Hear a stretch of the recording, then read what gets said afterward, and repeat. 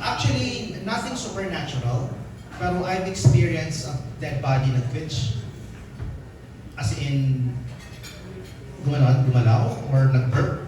Kasi may gas pa eh, kahit na embalm ka na, I'm sure nakakain na tayong lahat. Kahit na embalm na may gas pa kasi tayo. Kaya akala natin umuungol yung patay. Kaya minsan pag nag-twitch, nag-iiyakan, buhay pa si inang! Buhay pa si inang! Ganon. Because the muscles contract. And I've experienced that firsthand. Nakakita na ako ng kamay na gumalaw of a dead body. Because it's natural.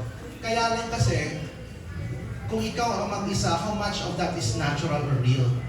Baka hindi lahat yung natural. So yun yung gusto ko pang ma-experience. So totoo po yung sinasabi nila na pag namatay daw yung isang body, o yung isang tao, wag mo na daw agad imbalsamuhin kasi parang ilang oras baka mabuhay pa, may ganang hindi pinapromise ng research na ng taga NYU na ganyan yung kadadatnan or yun yung endgame.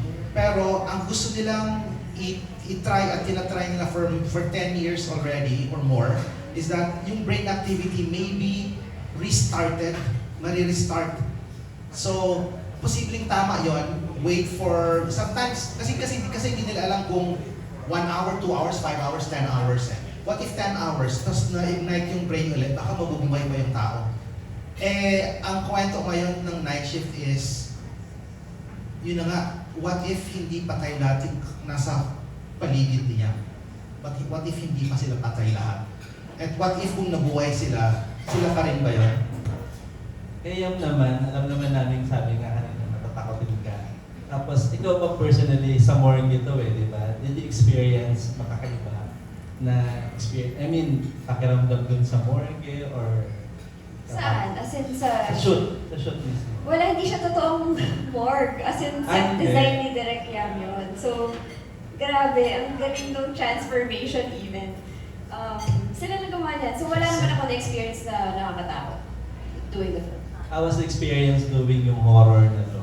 I mean, mas challenging ba on your part? Or mas challenging yung maging kontrabida ka sa isang teleserye? Ako, nag-enjoy ako mag-shoot, mag-film ng horror film. First time ko to do a horror film. And it's hard to compare to other projects I've done. I don't know, kakaiba kasi yung ano ko dito. Kumbaga, my character here as Jessie, yung difference to sa mga roles na nagawa ko before is that, of course, yung character ko dito is not the villain, number one. The villain is her environment, her setting. So, yung character niya is trying to, struggling to find light sa darkness. And, with her character, it's a different kind of complexity na experience niya. So, yun. Ano yung challenging part that you experienced doing this film? This film? Well, number one, when I was doing this film, may sakit ako all throughout, from day 1 hanggang 12. Remember, sobrang nilalagnat ako noong time na yun kasi nalaman ko may sinus problem pala ako. So,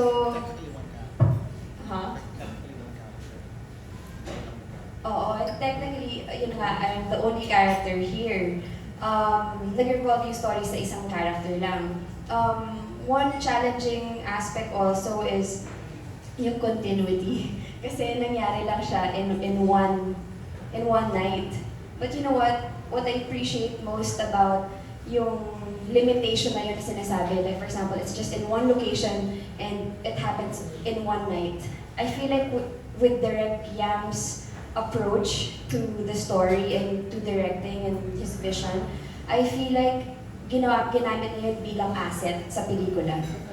Kasi parang it puts you in a really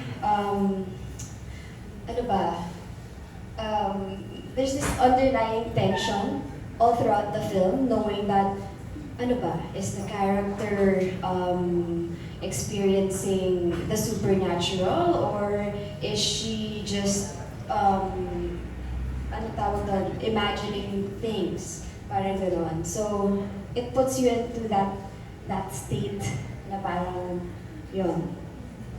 We're just curious, bakit po mas ginawa yung hindi totoong morgue kaysa totoo? Di ba sabi nila mas maganda daw na totoo para mas feel mo yung vibe nung nakakatakot. Bakit yung pinili? Choice ba ni Yam yun na wag totoong morgue? Wala pong mag-aalaw pa-shoot sa amin eh. Huwag naman sa rin totoong mo. Actually, Hindi ko kaya. actually, yung the big consideration is yung blocking for camera, yung space for camera movement, tsaka yung movement ng characters, tsaka para mailawan ng tama, kasi ako rin yung nag-iilaw, para yung mood eksakto. So we have to create it na kunyari, sa kwento, naglalakad siya sa hallway, pero galing siya dito sa may freezer, yung ganyan. So kailangan namin sa layout, dinesign talaga namin, isa-isa yan, all the way hanggang buong set. Pag napanood niyo yung set lang po yan lahat. Siya ba kung sakaling sa totoong morgue, papayag ka? Ayoko, nakakatakot. Hindi ko kaya. Kasi alam mo yung setting talaga nito eh. Ah? Hindi ka papayag na doon gawin talaga sa morgue.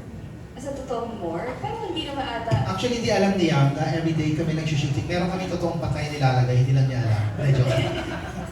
Parang hindi naman siguro papayag yung totoong more na mapashoot. I don't think so. Thank you. Congrats. Thank you.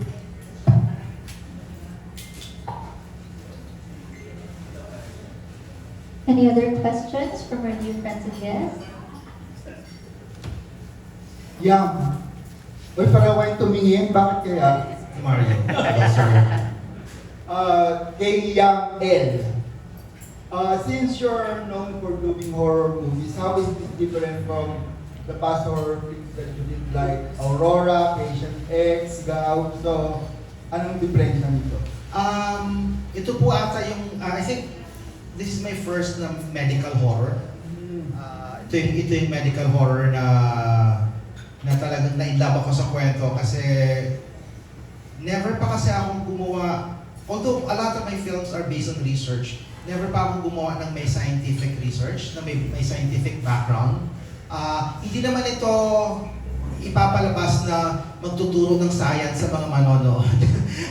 Ano lang, nanggaling lang po dun yung kumbaga idea.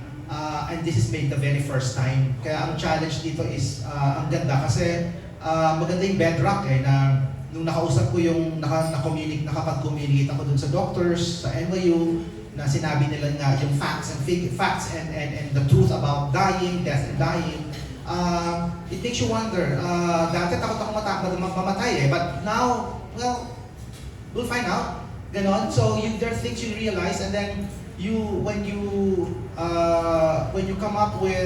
reach to a point na you get all the facts, masarap ng magkwento, masarap ng manakot. Kasi ang nakakatuwa is that people are always afraid of death and dying. Of course, natural yun because one, we don't want to die right away, you know? Kaya lang, for me as a filmmaker, I want to challenge myself to tell the story about this very wonderful research about resuscitation, about the brain still alive even after you died. So doon po nanggaling yung kwentong yun. I noticed karamihan ng mga co-actors mo are Korean. Korean? Oh, merong nakalist na may Korean actors na daw nakatrabaho. Meron ba? Wala po. Wala. So aside from Yam and Michael de Mesa, sino yung mga kasama nyo pa ba? One, I have the great honor of working with the great actor Michael de Mesa. We have very great support, starting with Irma Adlawan, si Ruby Ruiz, Mercedes Cabral, and the wonderful duo, and you will see it sa pelikula, the great chemistry between Abby Quizon and si Sol Cruz, who are playing caregivers in the story na yun yung kalaban niya kasi sila yung medyo magulo dun sa kwento. Magulo dun sa So hospital. kasama pala si Abby at saka si Solomon. Solomon Cruz, yes. Si Sophie Albert kasama ba? Sino pa? Si Sophie Albert. Hindi ako.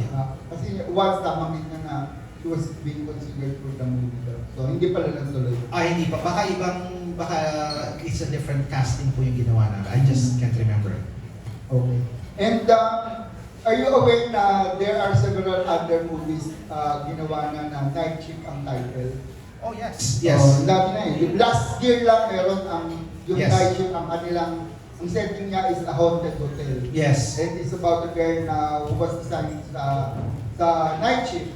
And, Yes. Oo. and then si Stephen King is graveyard shift, and Yes. there's another Yes. movie na last shift. Yes. So ang dami na. So, Oo.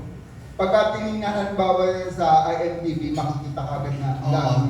Na pang number 4 ka na, number Oo. 5 ka na. Okay lang po yun kasi